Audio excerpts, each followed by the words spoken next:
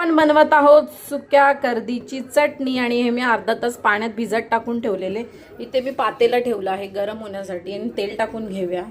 तेल थोडं जास्ती टाकायचं आणि 2 मीडियम साईजचे कांदे घेऊन तेल गरम झालं आपण कांदा टाकून घेऊया.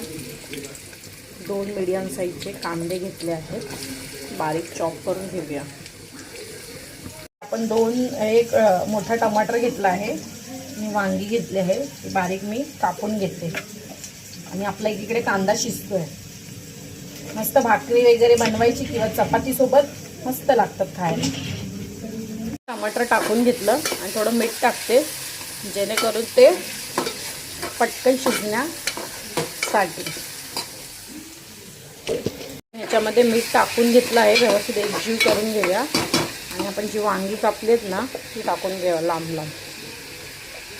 तुमच्या हिशोबाने बटाटा पण तुम्ही ह्याच्यात टाकू शकता, पण वांगी टाकली ना सुक्या कर्दीमध्ये छान लागतं. ह्याला 10-15 मिनटं ना मी वाफेवरती ठेवून ह्याच्यामध्ये ना मी जे आपण अर्धा तास कर्दी पाण्यात ठेवलेली ना ती पण टाकून घेऊया आणि कर्दी पण टाकून घ्या आणि मसाले आहेत ना आपण थोड्या वेळाने टाकूया. जरा ही तेलात पहिले परतवून शिजवून घेऊया 10-15 मिनटासाठी. मस्त लागते, भाकरी चपाती कशासोबतही खाऊ शकता तुम्ही. मस्त ओल्या मच्छीपेक्षा सुकं मावरं भारी र भारी. याला झाकण मारून 10-15 मिनटं मी ठेवते.